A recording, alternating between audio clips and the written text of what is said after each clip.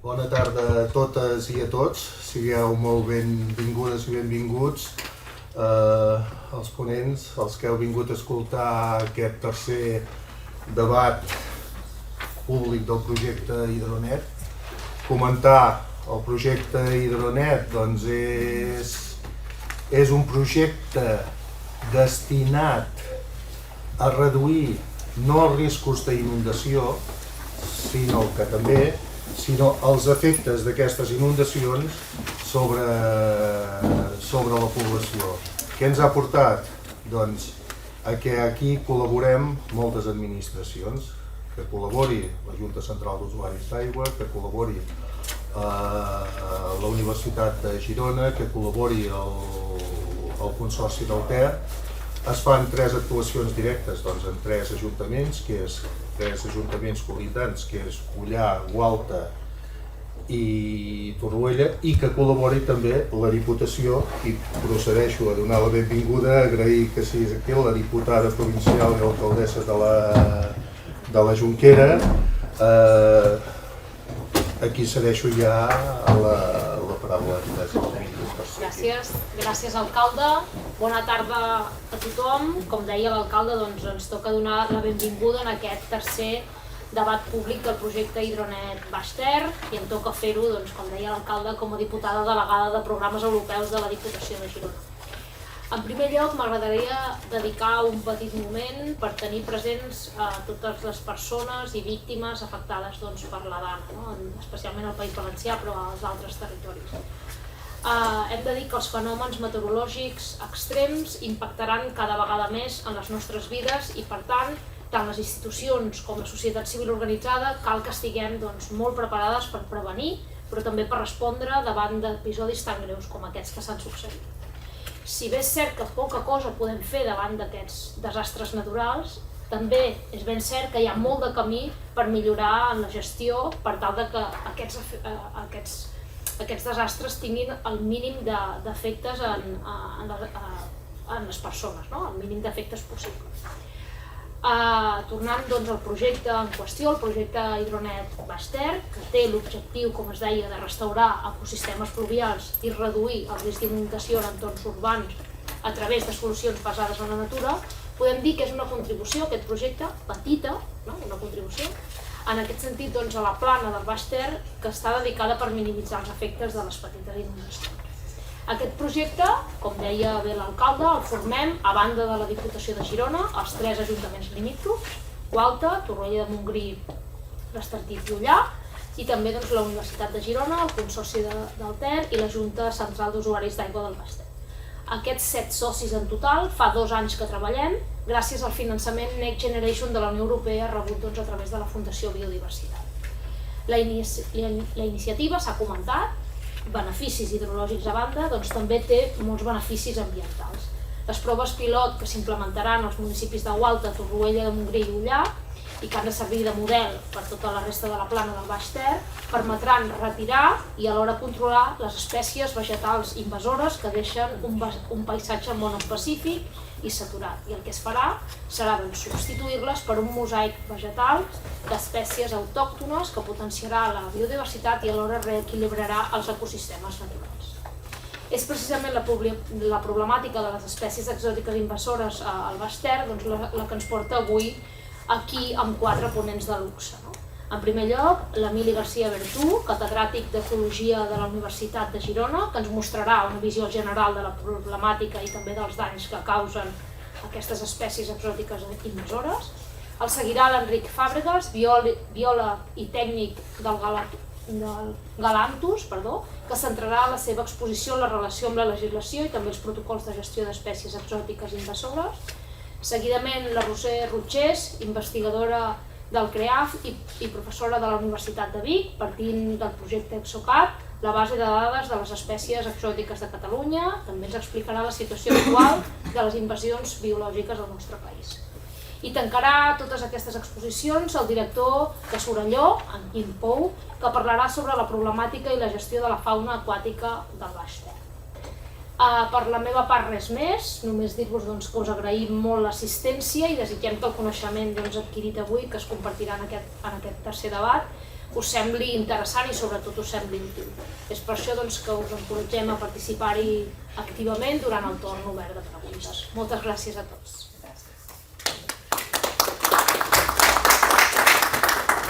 I ara ja donem pas als ponents, no? Els protagonistes. Jo treballo amb peixos continentals, amb ecologia de peixos continentals i espècies invasores, aquàtiques sobretot, i tota la carrera m'he dedicat. Això i us faré una mica d'introducció molt general, serà més útil pels que ho coneguin una mica menys, de què és una espècie exòtica invasora i quins problemes causen, que molts ja us comencen a sonar. A la meva web trobareu informació més de recerca i coses de divulgació que hem fet. Estic a l'Institut d'Ecologia Aquàtica de l'UDG.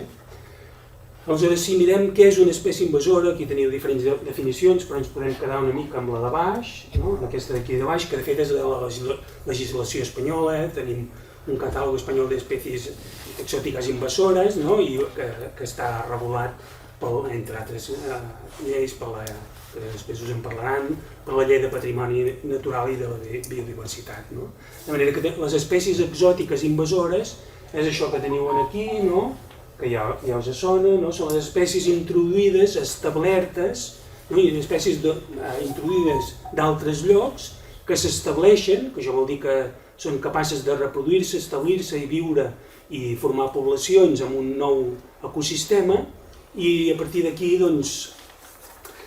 són una amenaça per la biodiversitat i amplien la seva distribució. Això és la definició de la legislació espanyola, que és molt semblant a moltes altres legislacions. També tenim una regulació a nivell europeu, que té una definició molt similar. A vegades en les definicions, l'OICN, per exemple, o la Convenció de la Diversitat Biològica afegeix també que són un problema, les espècies exòtiques invasores són les que també poden causar impactes en els serveis ecosistèmics o l'economia, però en general sobretot ens fixem en biodiversitat.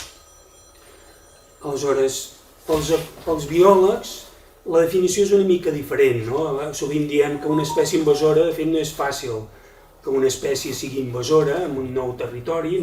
Una espècie invasora és la que s'introdueix des d'una nova zona a un nou territori, aconsegueix establir-se, que vol dir que forma poblacions reproductores i no es mor, i no són depredades, per exemple, per altres organismes, i després aquí s'escampen. A partir d'aquí s'escampen pel territori i se suposa que en molts casos tenen un impacte, però els biòlegs i ecòlegs no posem l'impacte en la definició, perquè de fet molt sovint els impactes són molt difícils de determinar. Els impactes, en les definicions del gestor sempre hi ha l'impacte, una amenaça per la biodiversitat o impacte en la socioeconomia, però sovint l'impacte en la biodiversitat és difícil d'establir. Estimar l'impacte ecològic o l'impacte ambiental d'una espècie no és gens fàcil, de manera que en general els biòlegs no posem això en la definició. Però una espècie invasora, doncs això, hi ha moltes espècies exòtiques que no són d'aquí, que no són cap problema. Es diria que les coses més típicament catalanes, el pa amb tomàquet i tot, són d'espècies introduïdes però que no són cap problema. Les espècies exòtiques per si, en general, no són un problema. Són unes poques que sí que són molt problemàtiques, i es tornen molt problemàtiques, i aquestes són les que hem d'intentar evitar. Aquesta és la idea. El blat o el blat de moro o les patates o les tomates són espècies exòtiques però no són invasores, i això no és un problema. El problema són unes poques espècies en concret que sí que poden tenir, i ara veurem que tenen molt d'impacte. Vam fer un treball de revisió de les espècies invasores i, per exemple, en aquest treball vam trobar amb aigües continentals, vam mirar quines espècies teníem introduïdes i establertes.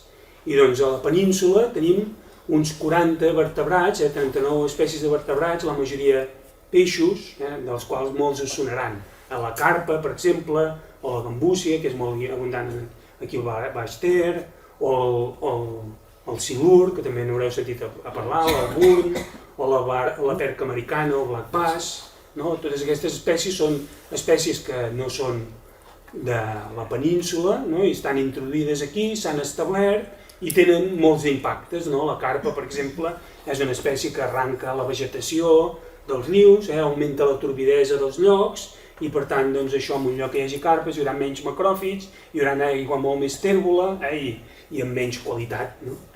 Per exemple, tenim algun amfibi, tenim les tortugues de Florida, no? Hi ha moltes animals i plantes que s'introdueixen com a mascotes o com a ornamentals i després s'escampen. Tenim el coipú, no? Que de fet és invasor a Europa des de fa moltes dècades, però aquí a Catalunya ens acaba d'arribar i ara està envaint, no? I ja el tenim aquí al Ter, de manera que això és una espècie que de fet no està encara, bona part de Catalunya encara no ha envaït, només està doncs, a les comarques de Girona i una mica al Besòs, em sembla, i poc més. De manera que segurament envairà ara la resta de la península des d'aquí. I tenim el bisó americà, per exemple, Neobison bison, que seria una altra espècie invasora amb molt d'impacte que afecta les espècies autòctones. Galantus som una entitat que ens dediquem a estudi i divulgació del medi natural i la nostra experiència amb espècies exòtiques invasores es remunta ja més o menys fa 20 anys enrere. O sigui, ja tenim un cert bagatge en conèixer aquestes espècies i penso que m'ha aportat força coneixement tant amb les espècies que hi ha a les comarques de Girona com a la gestió d'algunes de les espècies més problemàtiques. Aquesta foto que veieu aquí és una foto molt bonica, on es veu el Ter, una mica més amunt d'aquí, és a la zona de Celrà, però més o menys es podria ser translocable a una foto, una imatge feta aquí en el tram més baix del Ter. Per la gent profana que no coneix bé la natura o que està ja molt desconnectada del medi natural, de fet la gran majoria de nosaltres ens hem tornat molt urbanites, i no coneixem les espècies amb les que relacionaven els nostres avantpassats i que convivien diàriament. Quan veuen un entorn així verd ho veuen meravellós, és la natura, superbonic. Quan mires amb coneixement una zona així, te n'adones que hi ha elements que desencaixen del paisatge que tocaria haver-hi. I un paisatge que es veu tan bonic, doncs veus que hi ha una lupígia, que és una planta que és americana, cap a l'altre costat una nyàmera, una planta americana, i si anessis mirant l'arbre aniries veient que hi ha més components d'altres països que no pas del nostre propi a vegades, i que per tant allò que ens sembla bonic està totalment alterat.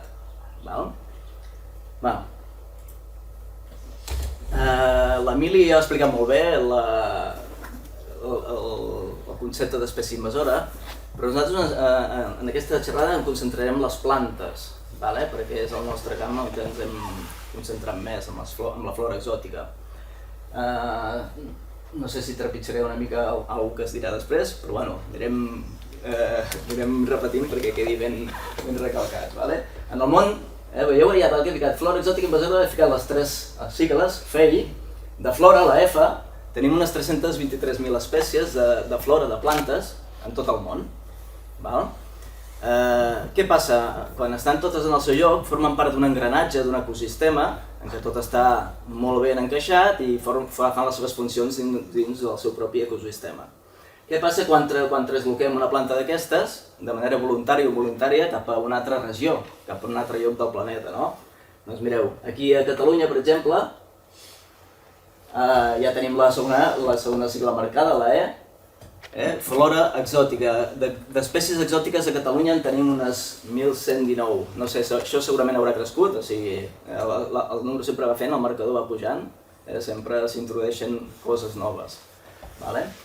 Molt bé, totes aquestes espècies invasores, exòtiques, com deia l'Emili, doncs aquí hi ha les espècies de cultius, les espècies ornamentals, espècies que entren accidentalment en cultius, o sigui, hi ha moltes espècies que realment no tenen problemàtica, i que no s'escampen dels nostres jardins o dels nostres cultius.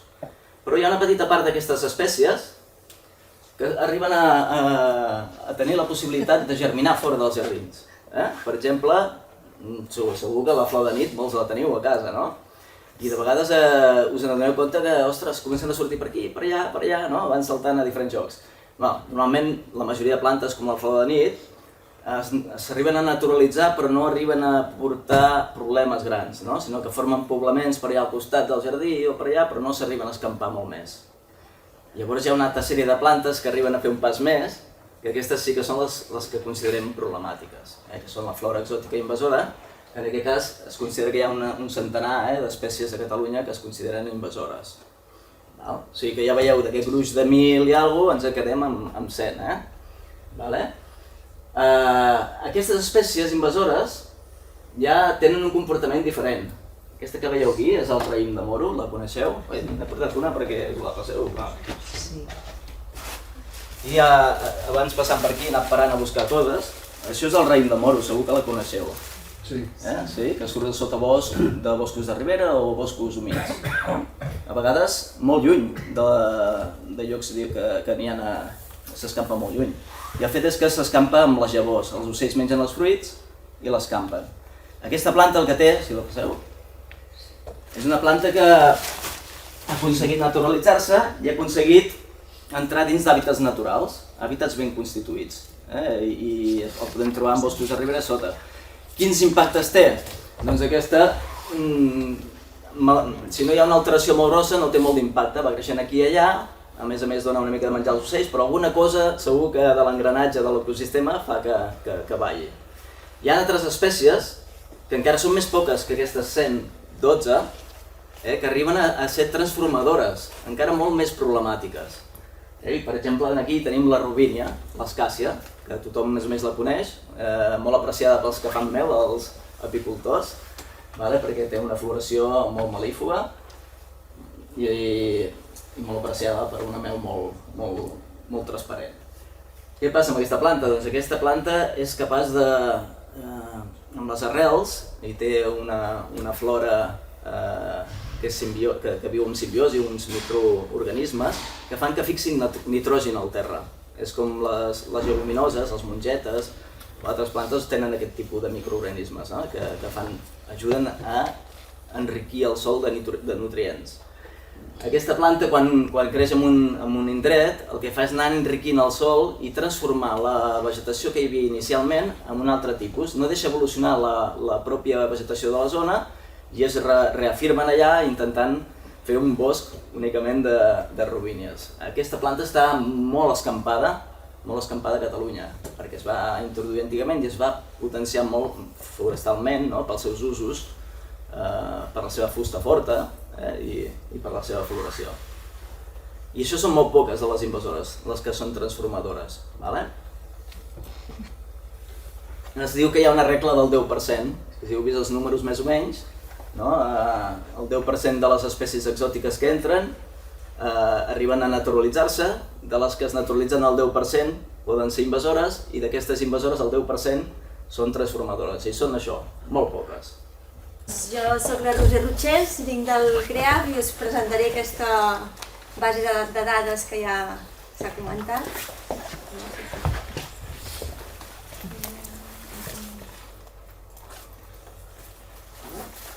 Que és el projecte aquest ExoCat, que no deixa de ser la base de dades d'espècies exòtiques de Catalunya. I amb aquesta base de dades tenim informació sobre l'estat actual de les invasions biològiques a Catalunya. Així que repetiré una mica alguns conceptes que ja han anat sortint, però sempre està bé de reforçar, i la importància de tenir aquestes dades per poder conèixer l'estat actual de les invasions, quina és la tendència que anem detectant al llarg del temps, perquè aquesta base de dades porta funcionant uns 15 anys, o sigui que tenim dades de fa uns quants anys, i una mica amb aquestes dades què podem fer i la informació que ens pot donar per ajudar a fer una gestió més acurada d'aquestes invasions. Doncs com ja s'ha dit, aquest concepte que les espècies exòtiques invasores són aquelles que han arribat al territori i a més d'arribar han sigut introduïdes en medis naturals o seminaturals i a més han sigut capaces d'establir-s'hi, és a dir, de fer poblacions viables per elles mateixes, de reproduir-s'hi, fins a aquestes que tenim aquí, que són aquestes que tenen una capacitat de dispersió, de disseminació pel territori important i a més solen causar un impacte remarcable en diferents sectors. De manera que són aquestes, les que són capaces de travessar totes aquestes barreres, les que acaben sent espècies invasores. Què passa? Ja s'ha comentat també doncs, que estem en un context de canvi global. Què implica això? Doncs que ens anem movent contínuament arreu del planeta com a persones, però també a través de les mercaderies. Comprem contínuament a tot arreu de l'altra punta del món i ens arribi el dia següent. Això què vol dir? Doncs que no deixa d'haver-hi un transport continu de mercaderies i també de persones que el que fa és incrementar la possibilitat que arribin espècies noves al territori. A més, ens trobem en una situació que tenim un paisatge molt alterat. Fem canvi d'usos del sòl contínuament, tenim els hàbitats naturals molt alterats i això, juntament amb el canvi climàtic, el que fa és oferir un ecosistema una mica més feble que aprofiten les espècies exòtiques doncs, per trobar les condicions més òptimes per establir-s'hi i per tant també per disseminar i ocupar el territori i esdevenir invasores. Per tant, el que estem fent és incrementar les possibilitats que les espècies acabin esdevenint invasores aquí al territori. Tenir tota la informació de quines espècies tenim d'una manera estandarditzada, agrupada, és molt interessant doncs, per poder conèixer la capacitat d'invasió que tenen les espècies en un territori, però també la susceptibilitat del territori de que aquestes espècies que arriben hi siguin invasores i tinguin aquest comportament invasor.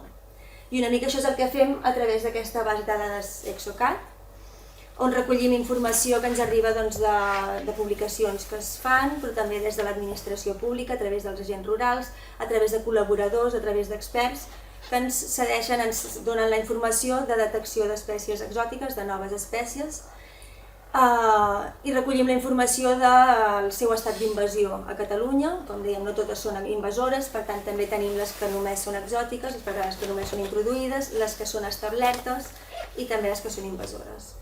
I recollim informació de quin país arriben, quina via han fet servir per arribar al territori i també la seva distribució pel territori. Per tant, tenim informació de les localitzacions d'aquestes espècies a nivell de Catalunya. Amb tota aquesta informació podem conèixer la situació de la invasió a Catalunya, o sigui, l'estat de les invasions biològiques a Catalunya, i aquestes són dades de l'última publicació d'un informe d'ExoCat, que és del 2022, que arribava a unes gairebé 1.700 espècies, dic que actualment ja passem de les 1.800 espècies, o sigui, parlo de l'estat actual, potser ja no és tan actual, però bueno, les dades que tenia més estudiades i més analitzades, però això, dic que són unes dades que contínuament s'estan actualitzant, de fet contínuament hi ha notícies que surten de s'ha trobat una nova espècie de planta o d'insecte, o sigui que estem en contínua actualització. Doncs fins al 2022 teníem aquestes 1.678 espècies exòtiques, és a dir, aquestes que havien arribat al territori. La majoria, ja ho veieu, són plantes, aquestes 1.119 plantes, però també hi predominen altres grups d'organismes com els invertebrats o els ocells, però veieu que hi ha els diferents grups d'organismes representats en aquestes espècies exòtiques. Aquestes espècies exòtiques es distribueixen més o menys arreu de tot el territori, però hi ha unes zones on predominen, que és aquesta regió metropolitana sobretot, i aquestes planes litorals i prelitorals de la costa. Bàsicament aquestes zones són les més antropitzades, per tant on trobem uns paisatges molt més alterats, i també és on hi ha més intercanvi de persones i mercaderies, per tant més probabilitat d'arribada de noves espècies exòtiques. Aquestes espècies arriben, ja ho sabem, per culpa nostra, o sigui, som els principals culpables, però sí que és cert que arriben amb més o menys intencionalitat. Aquí tenim diferents vies d'entrada, no es veu gaire bé, però des de més intencionalitat a menys intencionalitat. I és que hi ha un seguit d'espècies que les hem incorporat, introduït nosaltres mateixos al medi natural, doncs per ser o per la caça o per la pesca, o sigui que han estat directament alliberats al medi natural. I són espècies que acaben, que són exòtiques i que algunes poden acabar fins i tot invasores. Moltes d'elles, per això, són aquest gran conjunt, més de 1.000 espècies, que han estat introduïdes per escapament. Són aquelles espècies que hem introduït nosaltres per tenir al jardí, per tenir a casa com a ornamental, per tenir com a mascota, i que d'alguna manera o una altra han acabat escapades al medi natural. I van seguides d'aquests contaminants, que són espècies associades a altres espècies, sobretot a mercaderia. Seria el cas dels paràsits que comentava l'Emili, que nosaltres transportem un peix, transportem una planta i associada a aquesta planta, a aquest peix, ve un paràsit, ve una espècie associada a aquesta primera espècie. I això són aquests contaminants que també són espècies que introduïm, potser de manera no tan voluntària, però que venen associades. Bé, em van demanar que parlés una mica de fauna, que és el que ens dediquem principalment des de la nostra empresa, de Sorolló, i més centrat aquí en l'àmbit del Baix Ter, no? El que passa és que, al final, bàsicament parlarem d'invasores i a l'hora de preparar la presentació, ara una mica abans de venir, doncs hem anat pensant a veure com ho enfocarem, fem un repàs de tota la fauna que tenim, no catalogem massa, agafem casos en què hem treballat més, sigui fent estudis, fent seguiments, algunes actuacions aquí, però també més enllà de l'àmbit del Baix Ter.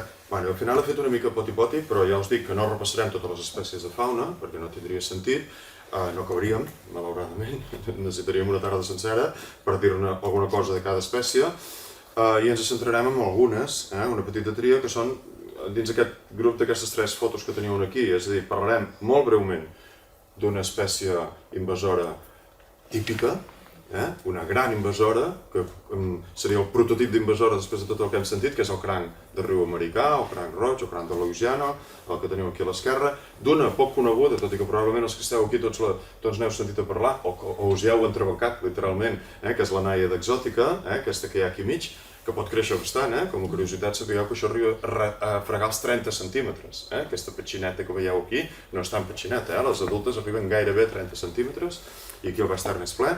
I després parlarem molt de peixos, que és el meu àmbit d'especialització, com en el cas de l'Emili, i on hem treballat més. Però, per exemple, avui no parlem de mamífers invasors, i no perquè no hi hagi un problema al Baix Ter, ni de tortugues, o fins i tot d'amfibis, que en tenim ja d'exòtics, o d'altres grups d'invertebrats, sobretot, que de fet probablement la major part d'invasions són en grups poc coneguts, com és el cas dels invertebrats. Segurament tenim moltes més espècies introduïdes, fins i tot pot ser invasores, que simplement no ho sabem que les tenim perquè no hi ha prou gent estudiant-les, o perquè no som prou colla d'especialistes, etc., doncs treballant sobre el medi natural. Bé, avancem. En el cas del cranc americà, simplement què dir-ne? Bé, doncs que això, que és una espècie invasora prototip, perquè, doncs, molt resumidament, des d'un extrem a l'altre, encaixa amb tot allò que definiríem com a espècie invasora, sigui quin sigui el concepte o definició que utilitzem.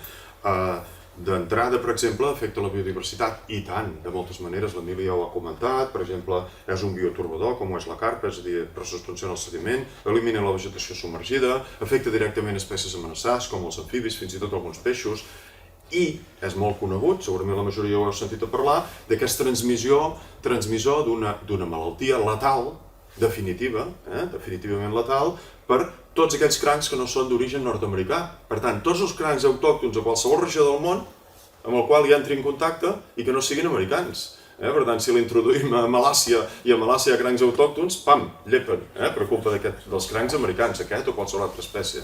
I aquí al nostre país del cranc autòcton, malgrat que potser alguns heu sentit a parlar que el cranc autòcton hi ha una certa controvèrsia actualment de ser realment o no autòcton, però deixem-ho aquí. En tot cas, per cert, sigui o no certa aquesta controvèrsia que el nostre cranc autòcton, els que tenim una certa edat, havíem anat a pescar al riu per Correspínsol, perquè era molt bo, per cert, sigui o no certa aquesta hipòtesi que és introduït, en tot cas, allò que encara en diguem alguns, el cranc autòcton és una espècie en perill d'extinció a nivell mundial, perquè fins i tot en el supòsit que estés introduït aquí, hem de vetllar per la seva conservació perquè està en perill d'extinció a nivell mundial. En tot cas, el cranc americà és un transmissor d'una malaltia que afecta el cranc autòcton. I direu, bueno, però el cranc autòcton és de cap allà al Pirineu i per què me'n parles si estem al Baix Ter? Bueno, hi havia poblacions no gaire lluny d'aquí, a Gavarres, per exemple, n'hi havia. Sembla que introduïdes de cranc autòcton, però evidentment van desaparèixer fulminantment quan va aparèixer el cranc americà. I a l'altre extrem de tota la casuística que provoca el cranc americà hi ha el fet que és una espècie plaga. Típicament és una plaga, en aquest cas una plaga agrària. Això és a dir, sovint es diu que les espècies invasores també ho són si causen problemes a la nostra activitat, a les societats humanes, a l'activitat econòmica, a la salut, etc. Un dels vectors d'aquesta influència és l'efecte plaga sobre l'activitat agrària, i no són poques les espècies invasores que el vector principal, que allò que principalment provoquen és bàsicament danys a l'agricultura o altres activitats econòmiques, i poca cosa més. Un exemple, que aquí n'hem de vigilar molt, el cargol poma, fins ara, que sapiguem, no té uns impactes ecosistèmics o sobre la biodiversitat gaire destacats, que sapiguem. Potser hi són i no estan estudiats, no són reconeguts. En canvi, evidentment, és una espècie plaga per un cultiu molt concret, que és l'arròs. I és per això que tots plegats n'hem sentit a parlar tant, perquè tenim un sector arrossaire molt d'això, i per això quan va aparèixer aquí, sabeu que hi va haver un petit focus molt a prop d'aquí on som ara, doncs va actuar amb molta rapidesa, va en un cas una mica misteriós, com sabeu, potser sabeu algun detall més, però una mica misteriós i que es va apagar ràpid, aquell incendi. Per tant, el cranc americà és una espècie clarament plaga. Plaga en el cas, sobretot, dels cultius associats a regadiu intensiu i els cultius associats a medi aquàtic. Per tant, també l'arròs, però en general totes les zones de regadiu que reguen poc o molt a través de drenatges superficials. I què hi podem fer? Doncs entre res i molt poca cosa. Per tant, és de nou també un exemple arquetípic en què, com ja s'ha dit, gairebé res podem fer quan ja les tenim. És a dir, malauradament, quan ja tenim el problema, posa-t'hi venes, si pots. Evidentment els pagesos hi continuaran lluitant en contra, fent servir allò que és legal i probablement, feu veure que no ho heu sentit, tot allò que no és legal. Silenci. És a dir, sí, passa. És a dir, els pagesos pobres fan servir allò que tenen, d'acord amb la legislació vigent, a l'abast per continuar, perquè la seva activitat sigui econòmicament viable, i em temo molt, per lo que veiem, els que observem i monitoritzem el medi, les espècies que viuen en els recs sortint dels arrossars, que també fan servir coses que no deuen ser del tot legals, si no m'explico certes coses que observem en el medi natural. I per què? Doncs perquè els problemes que tenen són majúsculs, i un és aquest. Bé, aquí sota el que veieu és una foto d'alguns intents que hem fet de desenvolupar petites tècniques de control una mica més eficient d'aquesta espècie, és a dir, això són artefactes que són molt bons per capturar el cranc americà. I sí, donen un cert rendiment, un rendiment diferencial respecte, n'hem fet millores, però evidentment això a gran escala i en un àmbit com és la plana del Baix Ter, on t'entrebanques amb els crancs de seguida que trobis mitja gota d'aigua, doncs res, oblideu. En tot cas pot ser en algun lloc que hi ha una bassa aïllada enmig d'una zona seca. Potser allà sí que tindria cert sentit. En parlarem una mica més endavant. Saltem al grup de les nàides. Les nàides, per què en vull parlar sempre que puc, i més quan venim aquí? Per dos motius. Primer, perquè hem treballat molt i no hi ha gaire gent treballant-hi. En segon lloc, perquè és un grup molt amenaçat, però sobretot perquè sent un grup molt amenaçat, els que ens estimem al Baix Ter i els que treballem al Baix Ter i els que sou o som una mica també del Baix Ter, hem de tenir molt present que hi tenim una responsabilitat afegida, perquè les nàides és un grup globalment amenaçat, és a dir, és un grup d'espècies, un grup molt específic, molt especial de mol·luscos d'aigua dolça, molt amenaçat a tot el món, totes les espècies, gairebé totes les espècies estan en perill d'extinció arreu del món, no totes, però gairebé, i al Baix Ter tenim presència de 5 de les espècies autòctones de Catalunya. De fet, són gairebé totes. Ni només n'hi ha una que no hi és, que és una que hi hauria d'haver a l'Ebre i ja s'ha extingit. Les altres encara hi són, però hi seran per poc temps, perquè el declivi que estem observant és manifest, és molt ràpid. I entre altres motius, aquest declivi es deu a la presència de certes espècies exòtiques. Per exemple, peixos que se les mengen, crancs que se les mengen, i